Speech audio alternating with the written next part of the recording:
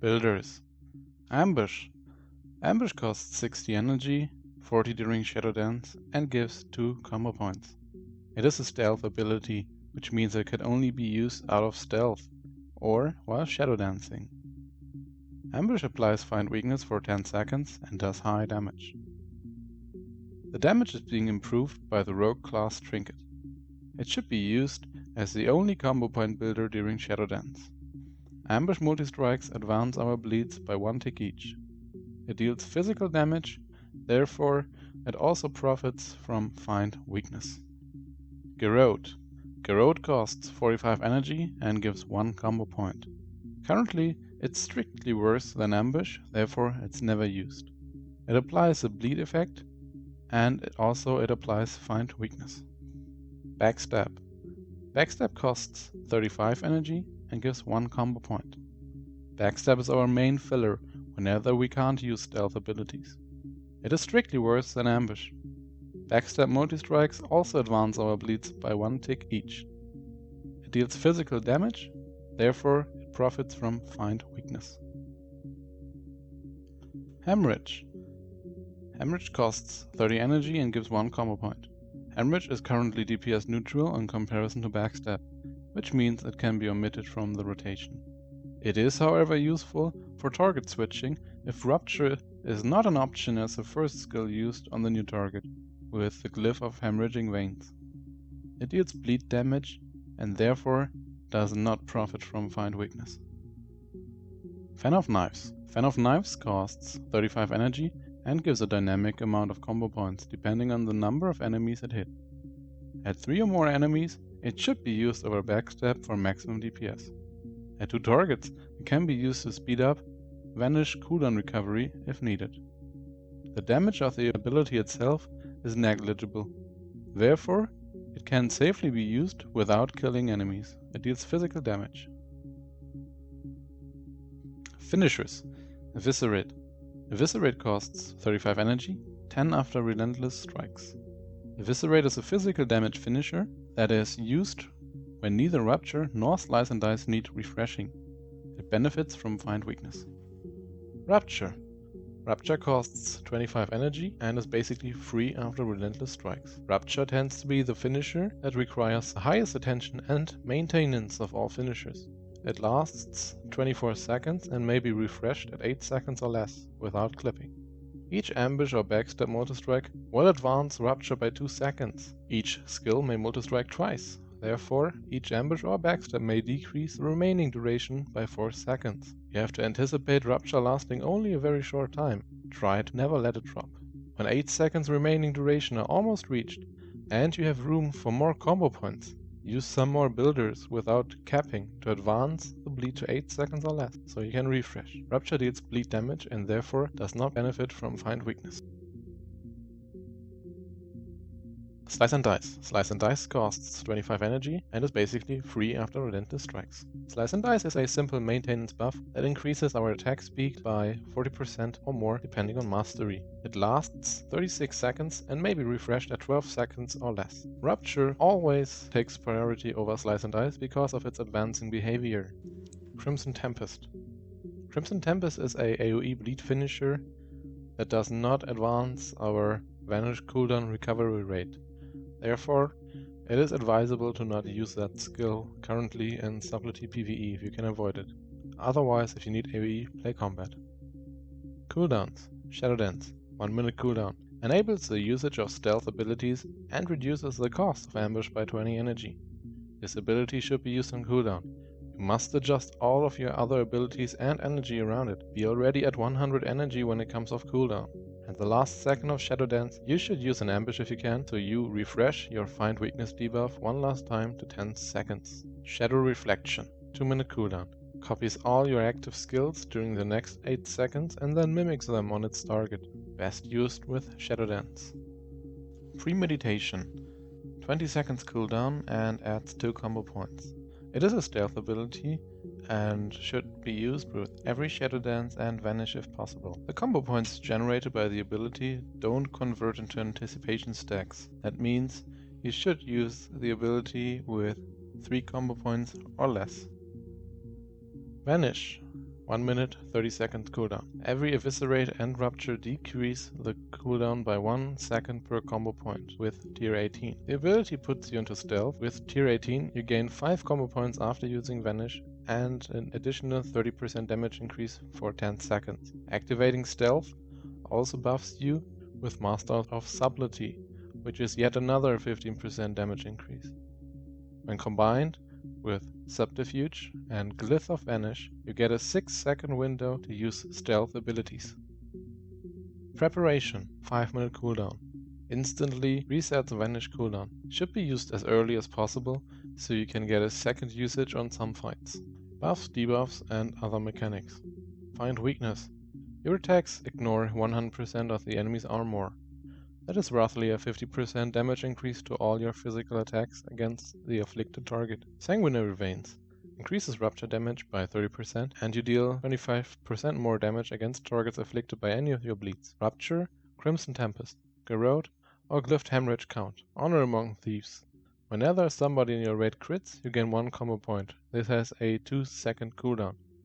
Basically in a raid, every 2 seconds, you get an additional combo point for free. Sinister Calling. Whenever you multi-strike with either Backstab or Ambush, you advance your bleeds by 1 tick. Each ability may multi-strike twice, and therefore may advance the bleeds also twice.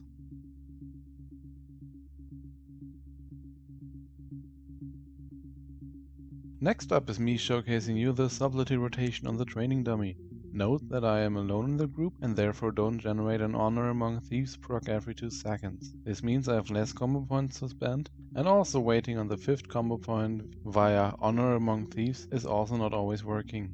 For this demonstration I used a 20 seconds pull timer. However, the optimal minimum required pull timer for Subtlety rogues is in my opinion 12 seconds. We will watch the opener in slow motion, the rest will be in real time. I use Premeditation at 12 seconds left on the timer and will use Slice and Dice at 2 seconds before the fight, just as the Premeditation cooldown almost hits 10 seconds left. If we go over 10 seconds we will lose 1 combo point to out of combat decay. At 1 second left on the pull timer, we will press the opener macro for the first time, which consists of Pre-Pot and Vanish. Then, at exactly 0 on the pull timer, we press it again, which will then use Shadow Reflection and Rupture.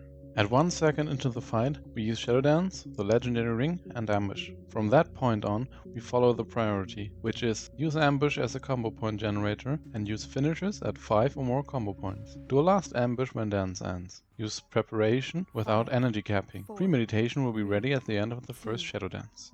Note how I try to avoid using Eviscerate before the second Vanish, as that would waste 5 seconds of the Vanish cooldown recovery of the tier 18 4-piece bonus, and wait for Slice and Dice to drop to less than 12 seconds instead. On the pull we already use our second Vanish. When we use it, we try to fit an Eviscerate and an Ambush into the Legendary Ring.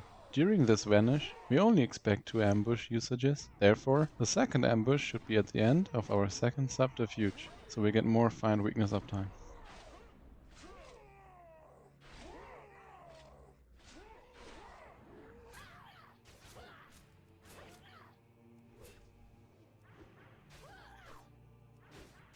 When Find Weakness ends, we enter an energy saving mode. We try not to spend energy or combo points without having procs or cooldowns up, and stay at around 90 energy and 9 combo points. We still want to keep our maintenance spells up though.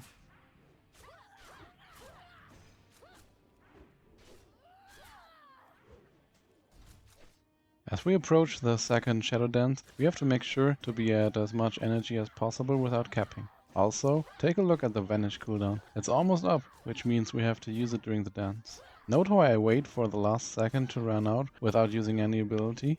This is to let as many abilities as possible benefit from the 30% damage increase bonus. Also, I need to have room for 5 extra combo points. Do one last ambush at the end of the dance. Since this is the more relaxed part of the rotation, we can talk about Vanish usage at this point. You use 1 Vanish pre-pull and the second Vanish at roughly 11 seconds into the fight.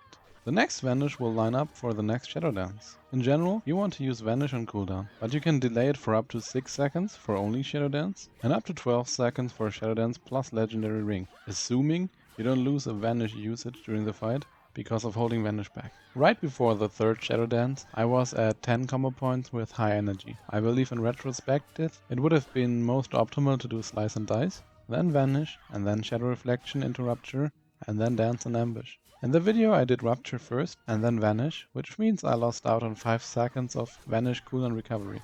A small loss, but nonetheless a loss. During this set of cooldowns, I had a favorable Soul Capacitor proc. However, sometimes your proc lasts a little bit longer than the ring duration, in which case you must cancel the buff right before the ring procs. The breakpoint for this varies by gear, but you can use 4 seconds or less as a guideline.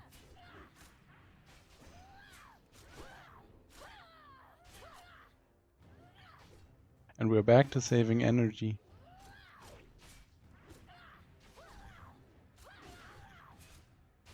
The next Vanish will be desynced from Shadow Dance, because I would have to sit on it for too long otherwise.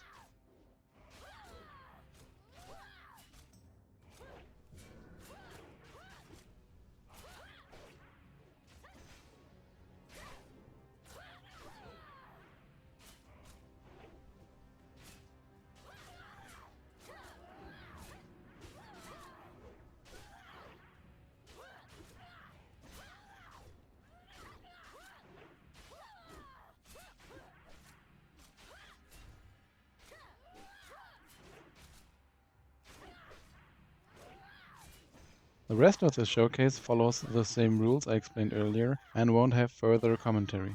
I still felt the need to let it in the video though, to show Vanish usage.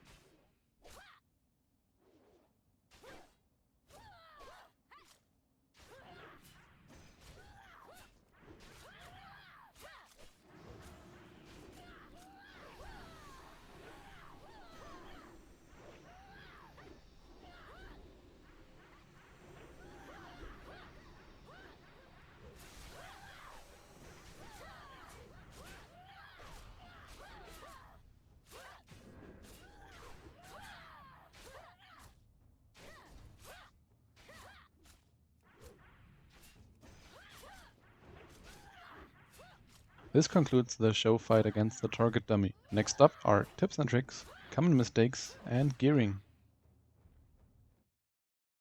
Tips and tricks. With anticipation, you can go safely to 9 combo points. If you pay attention to Honor Among Thieves, even 10 combo points. Try to maximize energy spent during Shadow Dance and Vanish on Ambush, but don't overflow on combo points. Try to end your Shadow Dance or Vanish on the last ambush, or maximum find weakness uptime, but avoid wasting combo points by overflowing. It's most of the time better to not overflow on combo points. Keep your energy level high at around 80% when you can't use ambush and don't have any major procs up. Save energy regardless of procs for major cooldowns. This way, you make sure that you spend more energy on ambush instead of other spells. It is optimal to go into a Shadow Dance with 7 combo points, or if you watch your Honor Among Thieves closely with 8 combo points, and open with an ambush. That way, you are at 10 combo points with Find Weakness up. This way, you moved one finisher into your Find Weakness window. Your frequently used keybinds should be easy to press. This tip might seem a little obvious, but people often add newly learned spells wherever they have space on their action bars. You can use a spreadsheet to reorganize your keybinds efficiently. Use pure ambush macros for your stealth and non-stealth bar. This way, you avoid client lag and don't accidentally use backstep during a Shadow Dance. Such macros can be found on my Google Docs document linked in the description. Sometimes you can wait for Honor Among Thieves procs instead of doing backsteps for 5 combo points in order to not let your Rupture drop prematurely. However, never let your energy cap regardless. Either spend 1 second without Rupture or do a glyphed Hemorrhage instead. Common mistakes. Rupture uptime being too low. Rupture is your second most important maintenance spell to keep up and certainly the hardest to maintain. Watch it carefully because of Sinister Calling. Already prepare for having to refresh it at 14 seconds or less, but only actually use it at 8 seconds or less. If you have room for more combo points, use it. Use Rupture over Slice and Dice most of the time. Only use Slice and Dice over Rupture when Slice and Dice is at 2 seconds or less. Substitute your Rupture with a glyphed Hemo in that situation. Low uptime on Slice and Dice. Slice and Dice is your most important finisher, but it's also the easiest one to keep up, since you can refresh it at 12 seconds or less.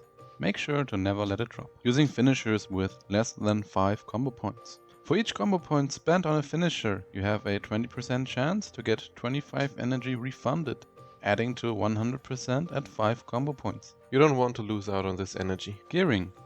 There are best in slot lists available, and they are useful to a certain extent. But you shouldn't pass up on upgrades along the way to best in slot.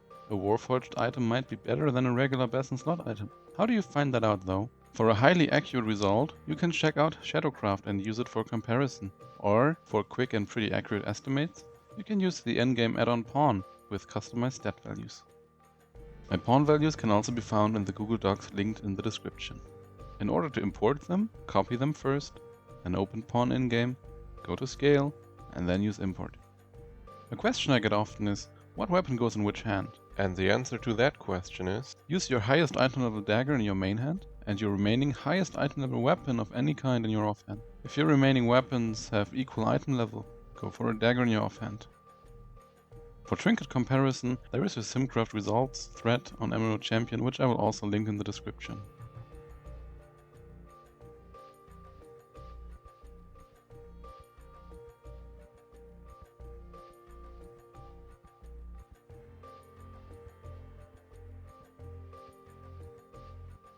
This concludes my 6.2 sub PvE guide. Leave comments and suggestions below, and if you found this guide to be helpful to you, leave a thumbs up. You can also visit me on my Twitch channel and ask me questions or just hang out. It's twitch.com/Rylix_TV. Thank you for watching and have a good day, everybody.